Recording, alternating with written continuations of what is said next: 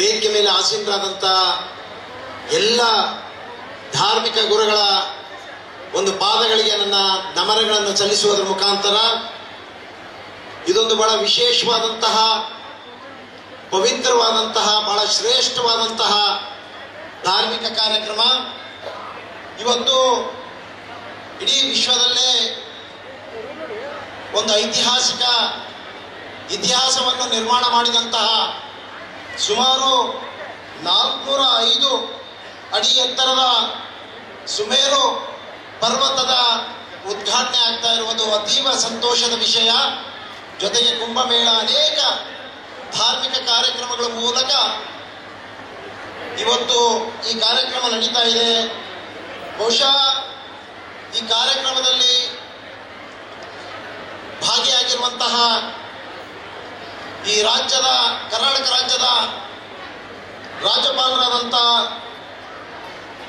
ಸನ್ಮಾನ್ಯ ತನ್ವರ್ ಚಂದ್ ಗೆಹ್ಲೋಟ್ ಸಾಹೇಬ್ರೆ, ಅದೇ ರೀತಿಯಾಗಿ ಇನ್ನೊಬ್ಬ ಪದ್ಮಭೂಷಣ ಪ್ರಶಸ್ತಿಯನ್ನು ಪಡೆದಂತಹ ಧರ್ಮಸ್ಥಳದ ಧರ್ಮಾಧಿಕಾರಿಗಳು ಆದಂತಹ ಸನ್ಮಾನ್ಯ ವೀರೇಂದ್ರ ಹೆಗಡೆ ಸಾಹೇಬ್ರೆ, ಮತ್ತು ಇದೀಗ ತಾನೇ ನಮ್ಮನ್ನೆಲ್ಲ ಉದ್ದೇಶಿಸಿ ಮಾತನಾಡಿದಂಥ ಈ ಭಾಗದ ಶಾಸಕರಾದಂಥ MR ಪಾಟೀಲ್ ಅವರೇ, ಮತ್ತು ವೇದಿಕೆ ಮೇಲಿದ್ದಂಥ ಎಲ್ಲ ಆತ್ಮೀಯ ಬಂಧುಗಳೇ, ಇವತ್ತು ನಿಜಕ್ಕೂ ಈ ಭಾಗದಲ್ಲಿ ಈ ಒಂದು ಪವಿತ್ರವಾದಂತಹ ಒಂದು ಧರ್ಮಸಭೆ ನಡೀತಾ ಇರುವುದು ಬಹಳ ವಿಶೇಷ ಅನ್ನುವಂಥದ್ದು ಕೂಡ. ನಿಜಕ್ಕೂ ಜೈನ್ ಸಮಾಜ ಅಂತಂದ್ರೆ ಸುಮಾರು 2500 ವರ್ಷಗಳ ಒಂದು ಇತಿಹಾಸವನ್ನು ಹೊಂದಿದಂಥ ಈ ಒಂದು ಸಮಾಜ ಬಹುಶಃ ಧಾರ್ಮಿಕ ಗುರುಗಳನ್ನು ನಾವು ತೀರ್ಥಂಕರು ಅಂತೇಳಿ ಕರಿತೀವಿ. ಸುಮಾರು 24 ತೀರ್ಥಂಕರು ಈ ಸಮಾಜದ ಉದ್ಧಾರಕ್ಕಾಗಿ,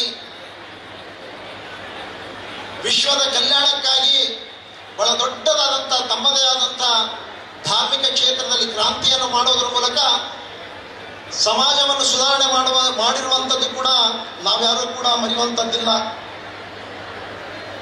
ಬಹುಶಃ ಜೈನ್ ಧರ್ಮ ಅಂತಂದ್ರೆ ಅಹಿಂಸಾ ಮೂಲ ತತ್ವಗಳ ಮೂಲಕ ಅದರ ಅಡಿಯಲ್ಲಿ ಇವತ್ತು ಜಗತ್ತನ್ನೇ ಅಹಿಂಸಾ ಮಾರ್ಗದಿಂದ, ಪ್ರೀತಿ ವಿಶ್ವಾಸದಿಂದ ಎಲ್ಲರ ವಿಶ್ವದ ಕಲ್ಯಾಣವನ್ನು ಮಾಡೋಣ ಅನ್ನುವಂತಹ ಒಂದು ಸಂದೇಶವನ್ನು ಕೊಡೋದ್ರ ಮೂಲಕ ಎಲ್ಲರನ್ನೂ ಅಪ್ಪಿಕೊಳ್ಳುವಂತಹ ಬಹಳ ಶ್ರೇಷ್ಠವಾದಂತಹ ಸಮಾಜ ಅಂತೇಳಿ ನಾನು ಹೇಳಲಿಕ್ಕೆ ಬಯಸ್ತೇನೆ. ಇವತ್ತು ಇಂತಹ ಪವಿತ್ರವಾದಂತಹ ಒಂದು ಸ್ಥಳ ಇಲ್ಲಿ ನಿರ್ಮಾಣ ಆಗಿ ಬಹುಶಃ ಇದು ನನಗೆ ಹತ್ಕೊಂಡಿರುವಂತಹ ಕ್ಷೇತ್ರ, ನನ್ನ ಕ್ಷೇತ್ರಕ್ಕೆ ಹತ್ಕೊಂಡಿರುವಂಥದ್ದು. ಬಹುಶಃ ಈ ಪುಣ್ಯ ಕ್ಷೇತ್ರ ಇಲ್ಲಿ ಸ್ಥಾಪನೆಯಾಗಿ ಬಹುಶಃ ಅನೇಕ ಬರೇ ಧಾರ್ಮಿಕ ಭಾವನೆಗಳನ್ನು ಒತ್ತು ಕೊಡುವಂಥದ್ದಷ್ಟೇ ಅಲ್ಲ, ಲಕ್ಷಾಂತರ ಜನರಿಗೆ ವಿದ್ಯಾದಾನ ಮಾಡುವಂಥದ್ದು, ದಾನಗಳಲ್ಲೇ ಶ್ರೇಷ್ಠವಾದಂಥ ವಿದ್ಯಾದಾನ ಮಾಡುವಂಥ ಬಹಳ ದೊಡ್ಡದಾದಂಥ ಕೆಲಸ ಈ ಸಮಾಜದಿಂದ ನಡೀತಾ ಇದೆ.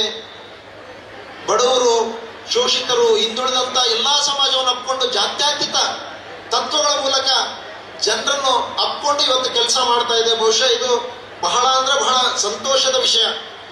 ಯಾವತ್ತೂ ಕೂಡ ಈ ಧರ್ಮ ಜ್ಞಾನೋದಯ, ಶುದ್ಧತೆ ಮತ್ತು ಅಹಿಂಸಾಗಳನ್ನು ತತ್ವದ ಅಡಿಯಲ್ಲಿ ಎಲ್ಲರನ್ನೂ ಉದ್ಧಾರ ಮಾಡಲಿಕ್ಕೆ ಇದನ್ನು ಏನು ನಿರ್ಧಾರ ಮಾಡಿದಿರಿ. ಬಹುಶಃ ಇಂತಹ ಒಂದು ಪುಣ್ಯ ಕ್ಷೇತ್ರದಲ್ಲಿ ಇವತ್ತು ನಡೀತಾ ಇದೆ. ಅದು ಕೂಡ ಜನತವೆತ್ತ ರಾಜ್ಯಪಾಲರ ಒಂದು ಸಮ್ಮುಖದಲ್ಲಿ ನಡೀತಾ ಇರುವಂಥದ್ದು ಕೂಡ ಬಹಳ ಶ್ರೇಷ್ಠವಾದಂತಹ ಕಾರ್ಯಕ್ರಮ ಆಗಿದೆ. ಮತ್ತು ಅನೇಕ ರಾಷ್ಟ್ರ ಮಟ್ಟದ, ರಾಜ್ಯ ಮಟ್ಟದ ನಾಯಕರು ಕೂಡ ಇದರಲ್ಲಿ ಭಾಗಿಯಾಗ್ತಿರುವುದು ಕೂಡ ವಿಶೇಷ. ಬಹುಶಃ ಈ ಸಮಾಜದ, ಈ ಭಾಗದ ಏನೇ ಒಂದು ಅಭಿವೃದ್ಧಿ ವಿಚಾರದಲ್ಲಿ ನಾವೆಲ್ಲ ಕೂಡ MR ಪಾಟೀಲ್ ಇರ್ಬೋದು, ನಾವಿರ್ಬೋದು, ಪಕ್ಷಾತೀತವಾಗಿ ನಾವೆಲ್ಲ ಒಗ್ಗಟ್ಟಾಗಿ ಗುರುಗಳ ಒಂದು ಆದೇಶದ ಮೇರೆಗೆ ನಾವೆಲ್ಲ ಕೂಡ ಕೆಲಸ ಮಾಡ್ತೀವಿ ಅನ್ನುವಂಥ ಮಾತನ್ನು ಕೂಡ ನಾನು ಪ್ರಸ್ತಾಪ ಮಾಡಿ ಮತ್ತೊಮ್ಮೆ ಎಲ್ಲರಿಗೂ ಕೂಡ ಅಭಿನಂದನೆಗಳನ್ನು ಸಲ್ಲಿಸುವುದರ ಮುಖಾಂತರ ನನ್ನ ಮಾತಿಗೆ ವಿರಾಮ ಕೊಡ್ತಾ ಇದ್ದೀನಿ. ಜೈ ಹಿಂದ್, ಜೈ ಕರ್ನಾಟಕ. ಇದ್ದಂತ ಅವ್ರು MLA ಆಗ್ಬೇಕ, ಆದ್ರೆ ನಿಧಾನ ವಿಧಾನಸಭೆ ಇದ್ದಂತ ಮಂಡಳಿ ಸಭಾ ಸದಸ್ಯ ಆಗ್ಬೇಕಂತೇಳಿ ಅಪೇಕ್ಷೆ ಪಡ್ತಾ ಇದ್ರು. HK ಪಾಟೀಲ್ ಸೇವಾ ಮಾಡಿ ಮಾಡಿ ಮಾಡಿ ಪ್ರಸಾದ್ ಬಂದಾಗ MLA ಅಲ್ಲ, ಮಂತ್ರಿ ಆಗೇ ಬರ್ಬೇಕು. ಅಷ್ಟು ನಿಮ್ಮಲ್ಲಿ ತಾಕತ್ತ ಶಕ್ತಿ ಬುದ್ಧಿ ಇದೆ ಯುಕ್ತಿ ಇದೆ ದೇವರಲ್ಲಿ ನಾ ಪ್ರಾರ್ಥನಾ ಸಲ್ಲಿಸ್ತೇನೋ ನಿಮ್ಮ ಅಂತವ್ರ ಮಂತ್ರಿ ಆದ್ರೆ ನಮ್ಮ ಹುಬ್ಬಳ್ಳಿ ಮತ್ತೊಮ್ಮೆ ಡೆವಲಪ್ಮೆಂಟ್ ಆಗ್ತದೆ ಅವಣ್ಣೇರಿ